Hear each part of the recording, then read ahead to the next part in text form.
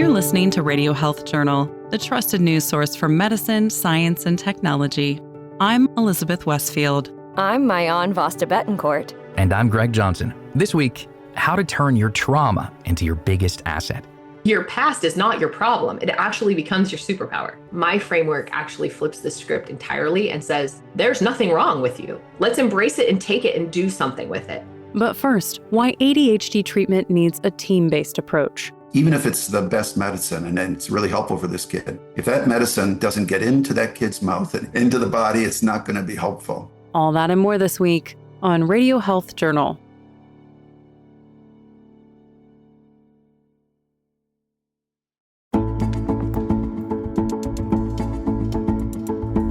Though many of us are familiar with attention deficit hyperactivity disorder, or ADHD, the journey through treatment isn't as straightforward as you may assume. Dr. Bradley Peterson, a child and adolescent psychiatrist, says the very first obstacle families face is getting an accurate diagnosis. He says that there are various other conditions that mimic similar symptoms, which can lead patients down a rabbit hole of misdiagnoses. Maybe the most common thing is kids who are very anxious. They can be quite fidgety because they're anxious. And when you're anxious about things, like in a classroom, whether the kids are looking at you or thinking badly of you or the teacher's thinking badly about you, that can absorb your attention and distract you from paying attention to what you need to pay attention to in class, what the teacher's saying. Most psychiatric and mental health and behavioral problems, in fact, have some impact on our ability to pay attention and stay focused. It's a pretty nonspecific symptom. And so a lot of things can look like ADHD or be confused with it. Peterson is chief of the Division of Child and Adolescent Psychiatry and co-director of the Behavioral Health Institute at Children's Hospital, Los Angeles. There are 3 core symptoms of ADHD: hyperactivity, inattention, and impulsivity. When people think about ADHD, their first image is that really hyperactive type. And it's usually the stereotype of a little boy who's sort of all over the place physically. What's happened over the years is it's gotten really convoluted. And when people have inattention and they're more subtle, like we often see with women and girls who have ADHD, they tend to be under sort of identified and less likely to be seen by others. That's Dr. Andrew Kahn, Associate Director of Expertise and Strategic Design at Understood, a nonprofit for learning and thinking differences.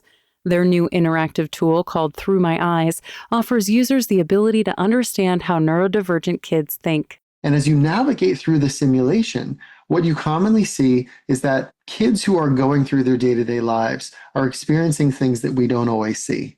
So as the simulation goes on, it is narrated by the kids themselves. We also see through My Eyes videos where we have 9 different kids talking about their life experiences with learning and thinking differences and being neurodivergent.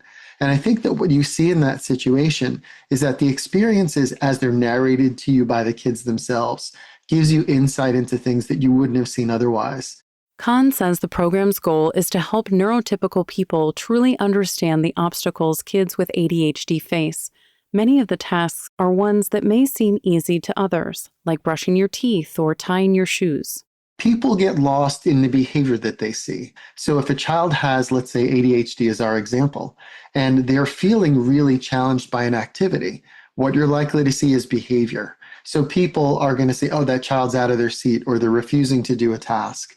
And in turn, people draw assumptions that that kid is lazy or defiant or unmotivated. And what they can't see is that that child is trying to filter out all of that stimulation, trying to focus their attention or navigate their energies. And those kind of misunderstandings can really lead to a lot of difficulty. Like being reprimanded or taken out of the classroom without having their struggles ever addressed. However, the necessary support can only come after a kid has gotten an accurate diagnosis. The ideal medical professional for this is a child psychiatrist, but they can be hard to find and even harder to access. Thankfully, Peterson says teachers are a valuable resource in this journey. Teachers can compare this child's behavior and their ability to stay focused on a task with all the other kids in the class, all the other kids that they've experienced in their teaching careers. Teachers are very, very good sources of information. Once that diagnosis is made, the next hurdle is finding the right treatment. Every case is different, but Peterson says there are generally two major categories of treatment: medication and therapy. And it can be hard to access either one or both of those.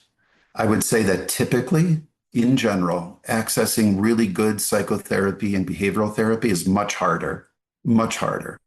And even when you can access it, it's very difficult to gauge the skill set of the therapist and the care provider. Someone who calls themselves a therapist, not all of them are the same. Calling yourself a therapist doesn't make you one, and it doesn't make you a good one.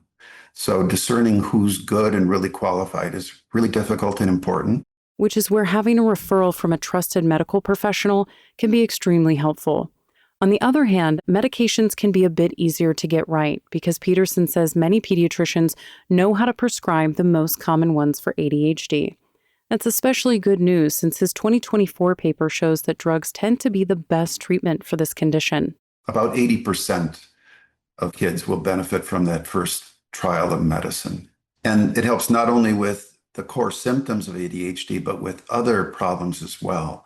So just global impressions of how the child's doing clinically, it helps with that pretty dramatically.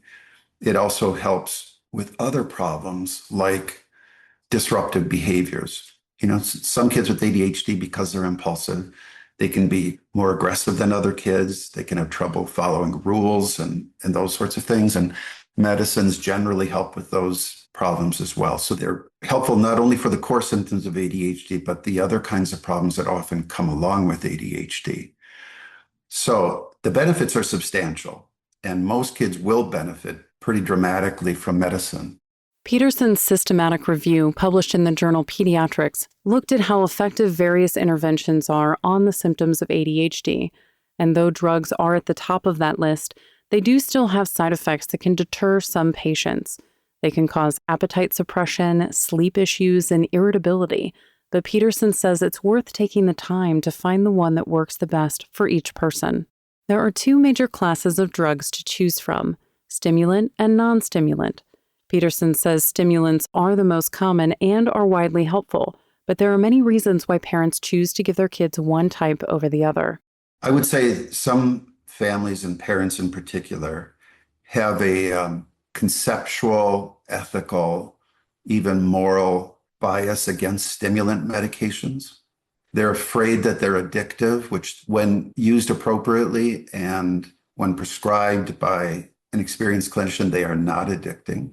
But parents fear that they could be. They think that somehow those medicines will change brain structure and function when, in fact, our studies suggest that they don't. And if they do, it actually improves brain structure and function. So there are a lot of biases, especially parents will come in with, sometimes prescribers will. I would say most commonly it might be some pediatricians are reluctant to prescribe stimulants based on misinformation and some of the same biases that misinformed parents can have. That's not to say that every patient will respond better to stimulants. It's truly a case-by-case basis. There's no right course of treatment, only that medication is an important part of that journey. Peterson's paper also revealed that supporting the parents of kids with ADHD can be very helpful. There are various types of interventions his review looked at, and many of them turned out to be worthwhile. The intervention that most clinicians in the field believe help kids with ADHD, especially kids with ADHD who also have disruptive behaviors, trouble following rules, maybe they're aggressive, so disruptive behaviors. Most people feel that something called parent management training, that's what I refer to it as. It goes by a number of other names. But what it involves descriptively is helping parents learn the principles of behavioral management for their child to help with consequences for behaviors that you want to reinforce, like following rules and doing homework and that sort of thing, and discouraging behaviors that you would prefer not to be there, like aggression, verbal or physical aggression, and how to deal with that. So you help the parents become really the best behavioral therapist for their kid that you can possibly find, because no one knows their child better than a parent. Since no two studies involved exactly the same parent intervention, Peterson's team lumped them into one category and ran a bunch of statistics to see if, as a group, parent support was effective for helping ADHD symptoms in kids. And regardless of which intervention was used, they found that this support can be a major benefit. What came as a big surprise for the research team was what they found when they paired multiple of these helpful interventions together. Most people, most clinicians, and most parents believe instinctively that if medications help and psychotherapies or parent support helps, well, 1 + 1 will equal 2. And so if medications help some, but you need more help, well, let's add parent support to it, or psychotherapy for the child. And a number of studies have tested this, whether combination treatment like that is better than a single intervention alone. And what is surprising is we didn't find evidence of the case. So 1 + 1 here doesn't necessarily equal 2. That doesn't mean that combining therapies will never be effective. It just means that on average, when looking at an overall group, there's no evidence that it's beneficial. Individual kids still may find a combination of therapies helpful, and Peterson says that a good clinician will be able to see which are best for their specific patient. And possibly the most important part of this journey, regardless of which type of therapy is used, is that the choices are made in partnership with the medical professionals, parents, and child. They have to buy in, know why this is helpful, and the parents need to buy. It all needs to be a team-based approach. Otherwise, it's not going to work, because even if it's the best medicine and it's really helpful for this kid, if that medicine doesn't get into that kid's mouth and into the body, it's not going to be helpful. You can find more information about Dr. Bradley Peterson, Dr. Andrew Kahn, and all of our guests on our website, radiohealthjournal.org. Our writer-producer is Kristen Farah.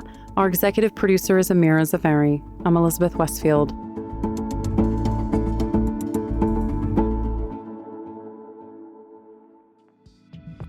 Coming up, rewiring your brain for healthier communication when Radio Health Journal returns.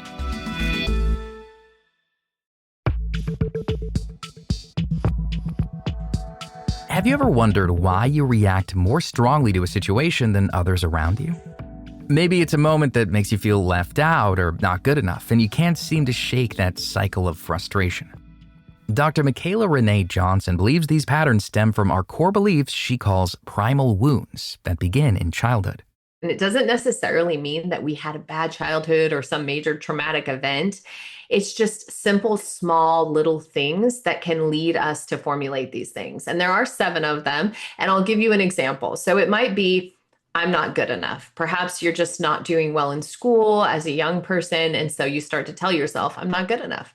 As a teenager, it becomes, I'm never going to be good enough. I'm never going to make the basketball team. I'm never going to achieve what I want to achieve or get that job that I want. And then as an adult, you paradoxically pick out people and situations that affirm that belief.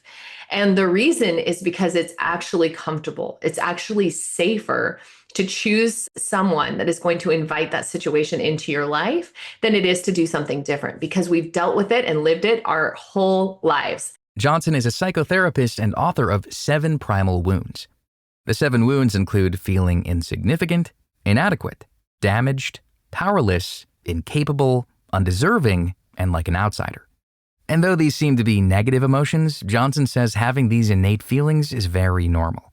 It's essentially your mind's version of touching a hot stove and then making sure that never happens again. So instead of trying to get rid of this protective mechanism, Johnson argues that we need to embrace it and learn how to make it our own personal superpower. We inherently know when we're walking into relationships, they could hurt us. And so we're always looking for the potential threat. That's not a bad thing. That means we're working very well.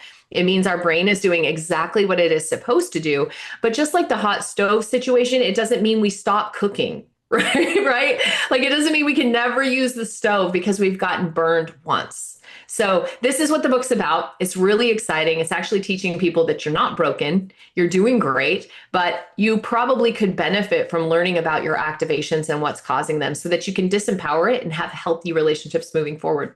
Johnson says each wound comes with its own unique triggers and characteristics. So, for example, if my friends don't invite me to go out on Friday night because I don't have the I am an outsider wound, I probably don't care. I'm like, cool, I'm going to go for a hike. I'm going to go whatever. Like, it's not going to bother me. But if I feel unchosen for something, then that might have a much deeper impact. Which is why understanding which wound you have is crucial to controlling how you want to respond in certain situations. What's interesting is that Johnson says in many cases, whatever your core belief is will be what drives you later in life. So the powerless wound is going to go out to do something that they might choose something where they're very empowered, right? Where they're in a position of power. Or they might choose something because of their bleeding heart nature where they're, working in a role that they're helping others. However, they might also pick a relationship with a very needy partner. And that's going to quickly build resentment and frustration. Like, why are they so needy? Why are they constantly needing me? Even though they actually sought that out because it's their wound and what they know and what they want to attach to. And this does play a lot into attachment theory. But in our work and in our decision-making processes, sometimes we'll say yes to things from the wounded lens that we should be saying no to. Johnson says if someone's unaware of how their primal wound is causing them to react, it can draw them into a harmful cycle. However, her research has found that when used with intention, these core beliefs can still act as a protection without impeding on the rest of your life. We can actually rewire our brain. There is tons of research that is coming out, including my own, that is showing you can actually rewire these primal pathways. You can choose different. And this is the hot stove analogy. You can touch the hot stove, go, dang, that was hot, and still cook on the stove because you can learn how to embrace it with a different mindset, embrace it with a different set of plans for how you're going to navigate if it's hot, right? And once you know that, you can actually use your best skill set ever as your superpower. Your past is not your problem. It actually becomes your superpower. And so that's the beautiful part of Primal Wounds. It's not negative at all. It's actually really positive focused. It's taking what is your human emotional survival that a lot of work has not been exposing and turning it into something that you can actually look at and call out and have a conversation with. These conversations will probably look different depending on which part of yourself becomes activated. Johnson says that the issue she sees most in couples she works with is that they're constantly triggering each other without resolving any of the problems. We can't be constantly wounding one another without repairing it. Otherwise, we're walking around with a shield. So that's when people say we don't talk anymore, we stonewall, we disengage, all that kind of stuff. So instead of automatically reacting like you normally would in a tense situation, Johnson says you should pause.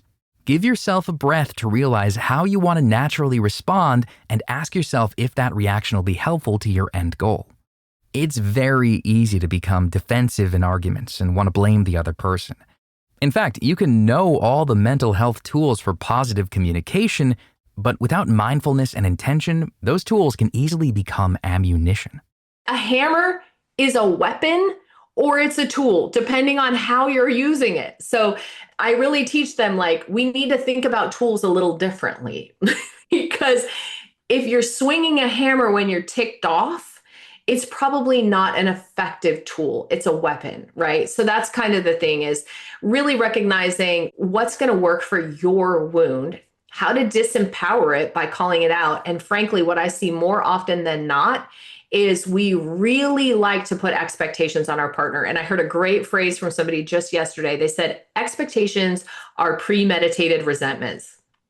And the partner is never going to deliver on the repair because they don't know how to do it. They're not you. They're not in your body. And so the biggest fatal mistake I see is expecting our partner to do the next right thing. We have to do the next right thing to fix ourselves, to help ourselves, to improve and stop the pattern. There are a few ways that Johnson recommends getting familiar with your primal wound. For some people, the scariest part of this work happens when they have to start putting each exercise into practice. The undeservers, right? They love to be yes people. They will say yes, even if they are completely expended and exhausted and don't have a yes in them. They will say yes. They will take it on.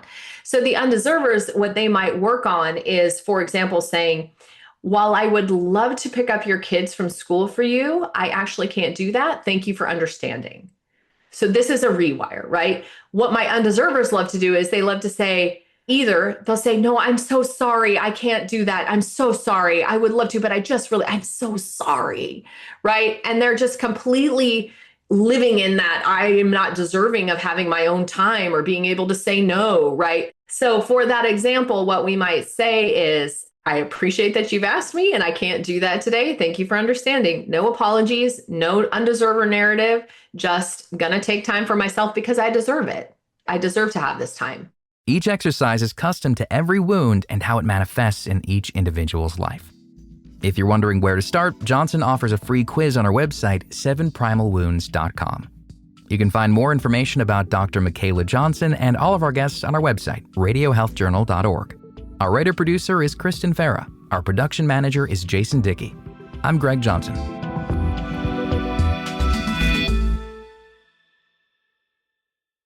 Radio Health Journal returns in just a moment. Medical notes this week. Some diseases are tough to self-diagnose, but AI is here to help. Research in the journal NPJ Parkinson's Disease has revealed a screening test that uses artificial intelligence to help notice signs of Parkinson's. The program gives users 2 short sentences to recite, which both use all 26 letters of the alphabet. The AI then analyzes the recordings for patterns linked to the neurological condition. It has an 86% accuracy. Does bacteria get a bad rap?